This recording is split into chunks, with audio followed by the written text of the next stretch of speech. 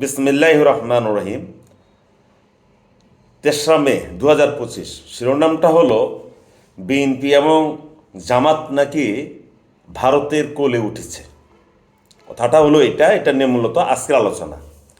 এতদিন থেকে আমরা জানতাম যে ভারতের একমাত্র সোল এজেন্ট হলো বাংলাদেশে আওয়ামী লীগ, কিন্তু এখন আজ কয়দিন যাবৎ ইনিয়ে বিনিয়ে বহু বুদ্ধিজীবীরা বলার চেষ্টা করছে যে বিএনপি এবং আওয়ামী লীগ ভারতের কোলে উঠেছে। সত্য মিথ্যা জানি না, আমরা তো গ্রামে গঞ্জে থাকি, ছোট শহরে থাকি, ক্ষুদ্র মানুষ। যদি এটা সত্য হয়ে থাকে তাহলে এখানে প্রথমে বিএনপিকে একটা গণভোট দিতে হবে তার দলের মধ্যে। আমি কথাটা কেন বললাম, কথাটা শুনতে হবে। যদি আমার কথাটা ভালো লাগে শেয়ার করে দেবেন। প্রথমে তারেক জিয়াকে দলের মধ্যে একটা গণভোট দিতে হবে। গণভোটটা হবে বিএনপি এবং অঙ্গ সংগঠনের যতজন সদস্য আছে তাদের কাছ থেকে গোপনে একটা ব্যালটের মাধ্যমে হোক আর SMS এর মাধ্যমে হোক একটা নিতে হবে গণরায়টা এইভাবে যে বিএনপি ভারতের সাথে সুসম্পর্ক গড়তে চায়, বিএনপি ক্ষমতায় গেলে ভারতের সাথে বন্ধুত্বপূর্ণ সম্পর্ক রাখবে, একটা প্রতিবেশী দেশ হিসেবে যা থাকার প্রয়োজনে তার চেয়ে বেশি বা ওই কাছাকাছি। যদি বিএনপির গ্রামের মাঠের যারা বিএনপিকে ভোট দেয় অন্ধের মতো, তারা যদি বলে যে হ্যাঁ ঠিক আছে, দলের সভাপতি সাহেব বা দলের নেতা আপনি যা বলেন আমরা তাই মানি, ভারতের সাথে আপনার যা সম্পর্ক আছে তাই করেন, তবেই বিএনপি ভারতের সাথে সুসম্পর্ক গড়াটা ঠিক হবে।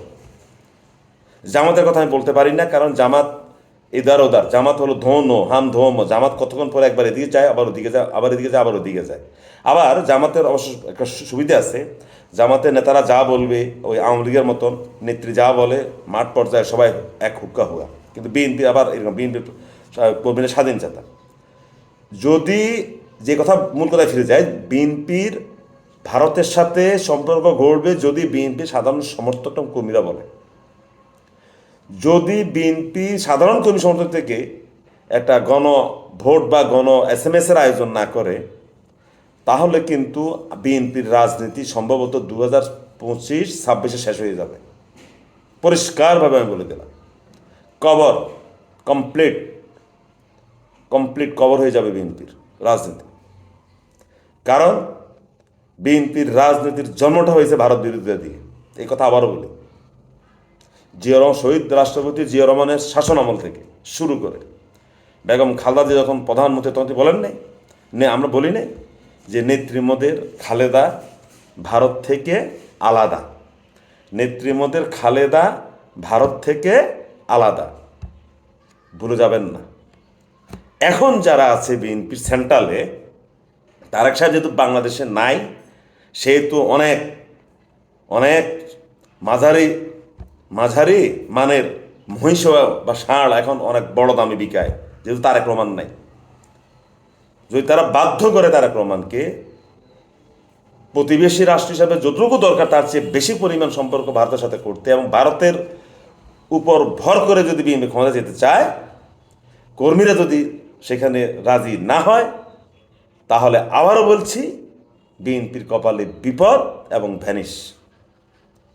আর যদি কর্মীরা বলে নেতা ঠিক আছে আপনি যা বলেন তাই, তাহলে বিএনপি আওয়ামী লীগের মতন একক নেতৃত্বে চলবে। আওয়ামী লীগে যেমন শেখ হাসিনা যা বলতো, হ্যাঁ নেত্রী আপনি যা বলেন আমরা মানি, ঠিক বিএনপিতে আরেকটা সুযোগ আসবে যে তারেক রহমান যা বলেছে মাঠ থেকে শুরু করে সবাই তার কথা শুনে। এর বাহিরে বিএনপির যদি কিছু কেন্দ্রীয় নেতা যদি ভারতের সাথে সুসম্পর্ক গড়ে, তবে এর খেসারত বিএনপিকে দিতে হবে এবং মনে রাখতে হবে এটা হবে ভারতের আরেকটি পাতানো ফাঁদ, যেই ফাঁদে বিএনপিকে আটকানো হবে, জাতির সামনে বেইজ্জতি করা হবে এবং সর্বোপরি রাজনৈতিকভাবে বিএনপিকে পঙ্গু করা হবে। এরপর কি হবে? ভারত তার পুরনো বন্ধু আওয়ামী লীগকে আবার মাঠে নিয়ে আসার চেষ্টা করবে। প্রয়োজনে 10 বছর পরে আসবে আওয়ামী লীগ ক্ষমতায়, 15 বছর পরে আসবে, সমস্যা কি? তারা তো লং টার্ম খেলবে। তারা যারা পরাশক্তি, যারা বড় বৃহৎ রাষ্ট্র পরাশক্তি, তারা আমাদের মতো ক্ষুদ্র দেশের মতো এত ক্ষুদ্র শর্ট পিচ ক্রিকেট খেলে না। তারা টেস্ট খেলে, ধন্যবাদ সবাইকে।